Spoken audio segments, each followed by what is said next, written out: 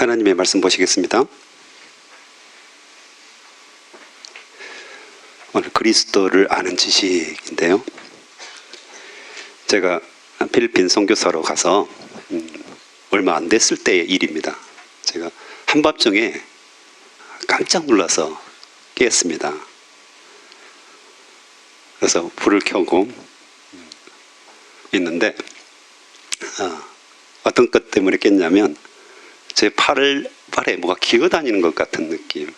아유, 소름이 끼치잖아요.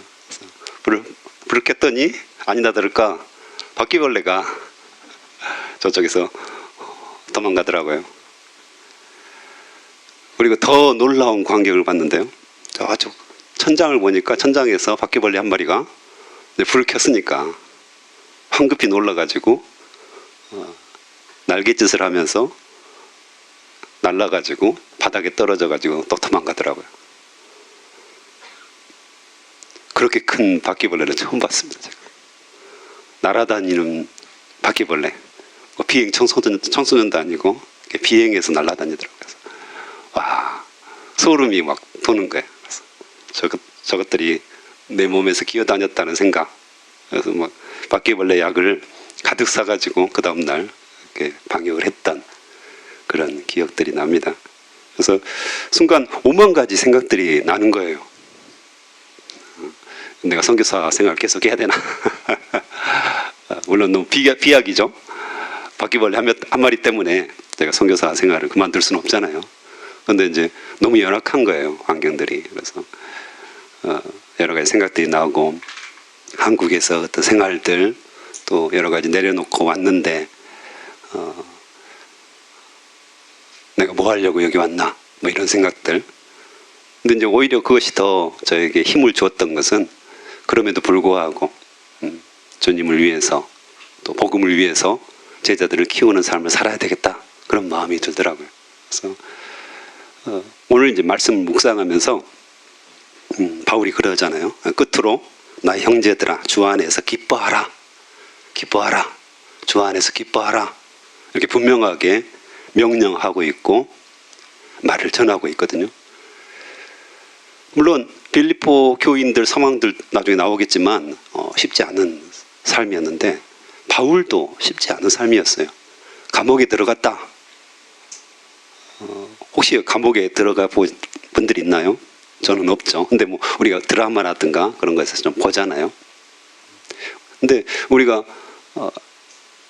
너무 이것에 익숙해 있을 수도 있겠다 이런 생각들이 들었어요. 로마 감옥 상상을 한번 해보세요. 지하 감옥이었거든요. 거기다가 배설물, 똥, 오줌 이런 것들을 수세식으로 잘 이렇게 내려보냈을까요? 그렇지 않았을 거예요. 또 흙이었고 그래서 간단한 뭘 줬을 수도 있습니다. 나무 뭐 통이라든가. 그런데 죄수들이 여러 명이서 있다 보면 이게 처리가 제대로 됐을까요? 쉽지 않았을 것 같아요. 그래서 나중에 배설물로 여겼다라는 대목이 나오는데 아마 바울이 그것에 너무 익숙했기 때문에 이 표현을 쓰지 않았을까 이런 생각이 들어요. 그래서 늘 지하 습하고 그 다음에 흙이고 거기에 배설물들이 있고 똥오줌들이 있는 거죠. 얼마나 냄새가 났을까. 그리고 바퀴벌레 그 당시에도 있었겠죠. 이 필리핀에 있었던 바퀴벌레가 아마 바울이 살던 시대에도 분명히 있었습니다. 그리고 쥐, 패스트라든가 그렇죠? 옮기는 쥐가 그 당시에도 있었을 거예요. 그런 아주 지하에 습하고 냄새나고 또 병균들이 가득한 그곳에 지금 있는 겁니다. 콘크리트 바닥에 아주 깨끗한 곳에서 지금 감옥 생활을 하는 게 아닙니다. 그래서 늘 춥고 덥고 이것들이 반복되는 아주 열악한 상황이죠. 아주 냄새가 지독했을 것이고요. 이런 곳에서 이렇게 지금 지내고 있는 겁니다. 어둡고 캄캄하고 미래가 보이지 않는 거잖아요. 언제 죽을지, 언제 사형을 당할지. 정신적으로도 굉장히 어려운 상황이죠. 그런데 이 빌립보서에 보면 계속해서 바울은 기뻐하라, 기뻐하라. 끝으로 내 형제들아 주 안에서 기뻐하라. 끝까지 기뻐해라. 내가 끝으로 말하는데 너희들이 기뻐하라. 이렇게 하고 있는 겁니다. 얼마나 대조적입니까? 자기 몸은 지금 너무 어려운 상황, 너무 열악한 상황에서 아무것도 기뻐할 만한 조건이 없고 아무것도 즐거워할 만한 조건이 없는데 거기에서 편지를 꾸역꾸역 쓰는 겁니다. 지금 어둠 속에서 편지를 쓰면서 거기 대고 끝으로 나의 형제들아 주 안에서 기뻐하라. 너무 확실하게, 너무 확신을 가지고 이 말을 쓰는 바울의 모습입니다. 내가 여전히 고난을 당하고 있고 여전히 복음 때문에 감옥에 갇혀서 아무것도 할 수 없는 상황이지만 너희들은 자유롭게 복음을 전할 수 있으니까 기뻐하라.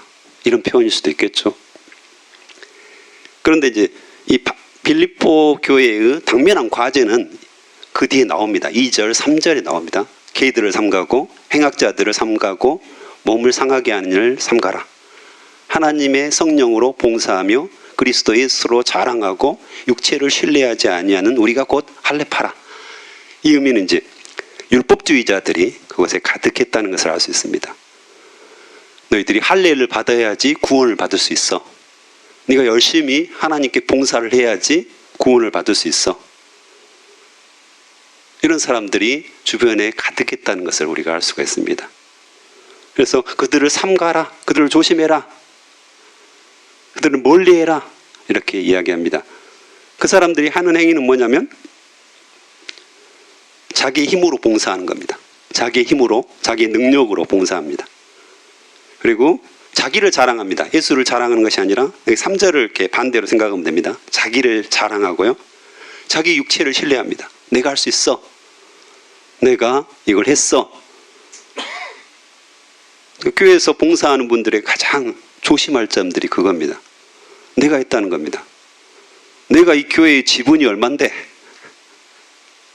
내가 교회에 지분이 얼만데, 이런 분들이 있다고 해요.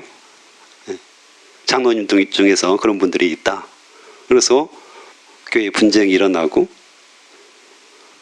내가 봉사했다는 거죠. 나를 자랑하는 거죠. 내가 있어서 이 교회가 된 거야. 내가 있어서 우리 제자반이 이끌어져 가고 있어. 위험한 생각들이죠. 위험한 생각들이죠. 이런 사람들 때문에 굉장히 빌립보 교회가 지금 어려움을 겪고 있는 거죠. 예수님이 아니라 자기를 자랑하는 자들, 자기의 능력을 자랑하는 자들이 그곳에 있다는 것을 지금 의미합니다. 그래서 그 사람들과 또 분쟁이 되는 거죠. 어려움이 되는 거죠.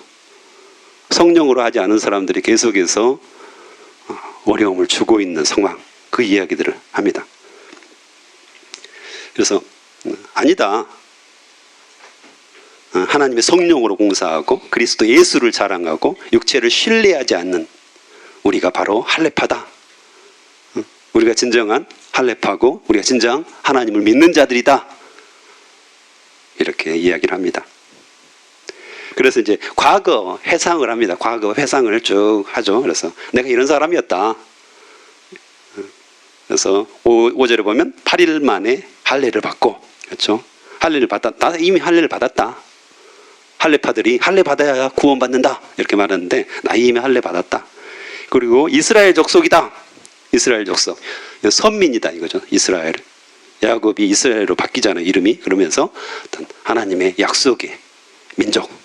그다음에 베냐민 지파다. 그래서 12지파 중에서도 베냐민 지파는 좀 굉장히 독특하죠. 야곱이 사랑하는 라헬의 막내 아들이 베냐민이었잖아요. 엄청 사랑했잖아요. 야곱이 라헬을 사랑했는데 그 막내 아들이었고, 사울도 초대 왕인데 베냐민 지파 출신이죠. 그리고 특별히 베냐민 지파 땅에 예루살렘이 있고 성전이 있었습니다. 베냐민 지파가 굉장히, 그 외에도 수많은 사건들을 쭉 살펴보면 이 베냐민 지파가 아주 독특하고 아주 자랑할 만한 지파입니다. 실제로 내가 베냐민 지파였다. 그리고 히브리인 중에 히브리인이었다. 즉 나는 헬라에서 온 사람도 아니고 헬라파 유대인도 아니고 히브리인 중에 히브리인이다. 그 다음에 율법으로는 바리새인이었다. 바리새인. 내가 서울대 법대 나왔다. 이 말입니다. 내가 최고의 학부를 나왔고 그래서 내가 검사 되고 판사 되고 대법관까지 된 사람이다. 이 의미거든요. 그 당시에 바리새인, 바리새파라고 하는데 최고의 학부를 나왔고요. 명예라든가 돈과 명예 이걸 다 가질 수 있는 그런 바리새인이었다. 그리고 열심으로는 교회를 박해하고 율법의 의로는 흠이 없었다. 내가 아주 깨끗한 사람이었고 심지어는 교회를 박해할 만큼 강력한 권세를 가졌었다. 이 의미를 하거든요. 갖고 있거든요. 근데 이 모든 것들을 그러나 해로 여겼다. 오히려 그런 내가 가진 지식, 내가 가진 돈, 내가 가진 권력 이것이 내가 예수 그리스도를 믿는데 해가 되었다는 겁니다. 방해가 되었다는 겁니다. 믿음을 갖는데 오히려 그것이 방해가 되었죠. 그렇죠? 자기가 바리새인이었고 그것 때문에 교회를 박해한 거잖아요. 심지어는 다메섹까지 공문을 받아가지고 가는 열심을 보이잖아요. 그래서 철저하게 예수 그리스도를 핍박했고 즉 믿음의 방해가 된 겁니다. 자기가 가진 것, 자기가 누리는 것, 자기가 갖고 권세를 부리는 것들이 다 믿음에는 방해가 되었다.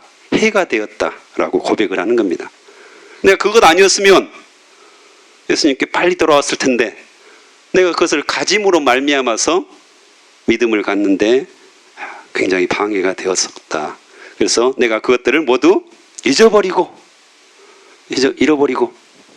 나중에 보면 잊어버리려고라는 단어도 나오죠. 내가 그죠? 잊어버리겠다 이거죠. 그 다음에 배설물로 여긴다는 거죠. 조금 전에 이야기했잖아요. 감옥 안에서 가장 냄새나고 가장 싫어하는 아마 생생하게 아주 혐오할 정도로 이 바울이 싫어했을 것 같아요. 냄새나고 구덕이 있었을 것이고 그런 것처럼 내가 내가 가진 모든 것들 이 모든 것들 배설물로 여겼다. 왜? 그리스도를 얻기 위해서 그 안에서 발견되기 위해서 예수 그리스도를 아는 지식 이것이 나에게 가장 고상하기 때문에 나에게 가장 향기롭기 때문에 가장 아름답기 때문에 주 예수 그리스도를 아는 지식 때문에 내가 이걸 다 해로 여겼고 다 버렸고 잃어버렸다 이렇게 표현을 하는 겁니다. 예수 그리스도를 아는 지식이 뭡니까?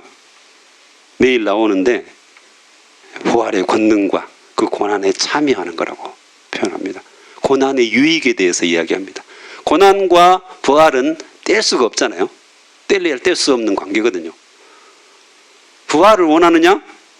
고난을 기대해라. 바울은 그것을 계속해서 외칩니다. 그런데 우리는 부활을 원하시죠? 부활을 원하시잖아요.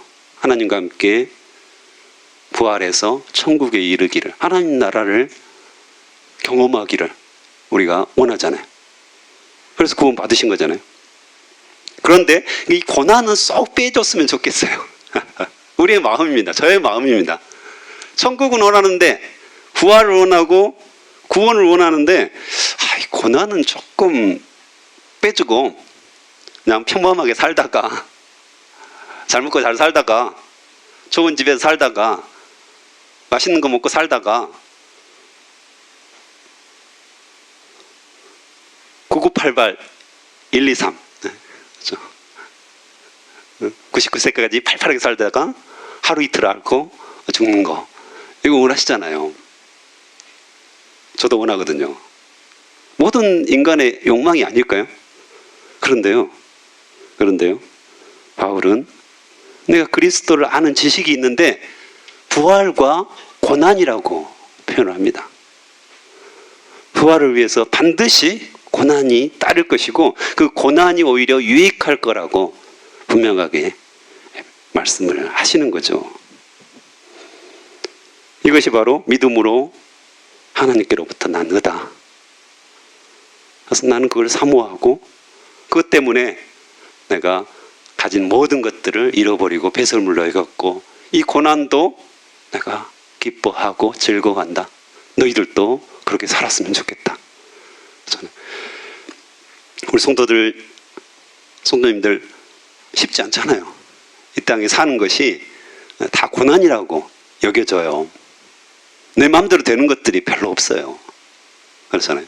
그래서 이 어려움들이 지나가면 좋은 길이 보이겠지라고 다 생각하시잖아요. 근데 어떠세요?